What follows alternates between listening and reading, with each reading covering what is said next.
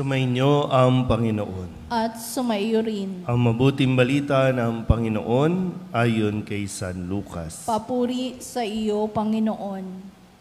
Noong panahong iyon, ang Panginoon ay humiram pa ng 72.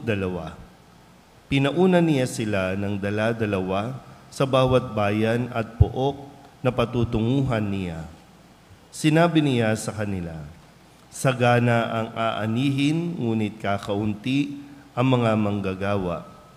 Idalangin ninyo sa may-ari na magpadala siya ng mga manggagawa sa kanyang bukirin. Umayo kayo, sinusugo ko kayong parang mga kordero sa gitna ng mga asong gubad. Huwag kayong magdala ng lukbutan, supot o panyapak. Huwag na kayong titigil sa daan upang makipagbatian kanino man. Pagpasok ninyo sa alinmang bahay, sabihin muna ninyo, maghari nawa ang kapayapaan sa bahay na ito. Kung maibigin sa kapayapaan ang nakatira roon, sasaka nila ang kapayapaan. Ngunit kung hindi, hindi sila magkakamit nito. Manatili kayo sa bahay na inyong tinutuluyan.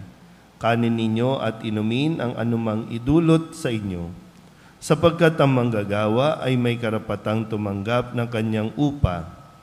Huwag kayong magpapalipat-lipat ng bahay. Kapag tinanggap kayo sa alinmang bayan, kanin ninyo ang anumang ihain sa inyo. Pagalingin ninyo ang mga may sakit doon at sabihin sa bayan, nalalapit na ang paghahari ng Diyos sa inyo. Ngunit sa alinmang bayang hindi tumanggap sa inyo, lumabas kayo sa mga lansangan nito at sabihin ninyo, pati ang alikabok dito na dumikit sa aming mga paa ay ipinapagpag namin bilang babala sa inyo. Ngunit pakatandaan ninyong nalapit na sa inyo ang paghahari ng Diyos. Sinasabi ko sa inyo, sa araw ng paghuhukom ay higit na mabigat ang kaparusahan ng mga tao sa bayang yaon kaysa dinanas ng mga taga-Sodoma." Ang mabuting balita ng Panginoon. Pinupuri ka namin, Panginoong Jesucristo. Isang magandang umaga po sa inyong lahat. Ngayon po ay Huwebes ng ika-26 na linggo sa karaniwang panahon.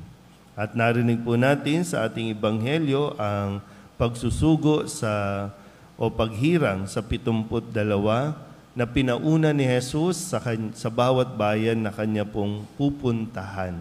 At malinaw na ibinigay ni Jesus ang mga panuntunan, instructions, mga regulations para mas maging matagumpay at maayos ang kanila pong pagmimisyon sa kanilang pupuntahan. Kaya mahalaga po, no? Dapat din natin na mapagnilayan na ang ikinatatagumpay ng isang misyon ay yung marunong tayong makinig at sumunod. Kasi sa pakikinig at pagsunod natin, kaakibat dyan ang pagtitiwala sa nagsusugo sa atin. Yung hindi tayo humihiwalay, yung hindi tayo bumubukod doon sa pananaw, misyon ng nagsugo sa atin. Yung parang kung sino yung leader, na mahalaga na ang kanyang mga tagasunod o sabi natin mga pinapauna, no, ay marunong at laging naroroon din. Isang misyon, isang tinatahak lang, isang direksyon.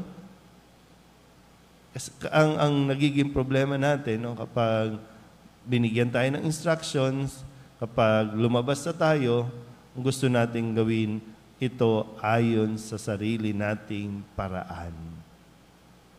Kasi ginajumble natin yung instructions dapat yung una muna, gagawin natin yung ika-10 na.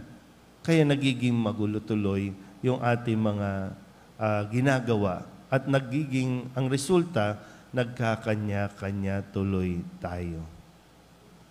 Paano natin ipapahayag ang mabuting balita, ang paghahari ng Diyos, kung tayo mismo ay hindi nagkakaisa. Kung tayo mismo ay hindi marunong sumunod.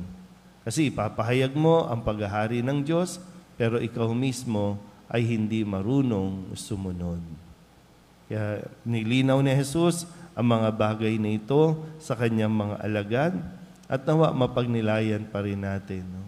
Sa ngayon ba, nasaan tayo sa atin pong pagtitiwala sa Diyos?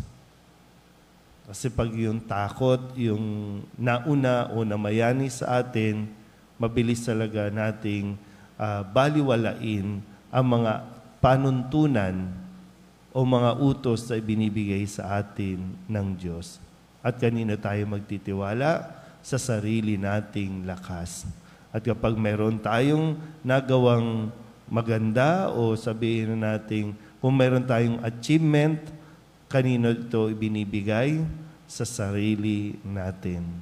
At nawawala sa picture ang Diyos na siyang dahilan ng atin pong mga ginagawa. Kaya patuloy natin na pagnilayan ang ating pong ebanghelyo sa araw na ito.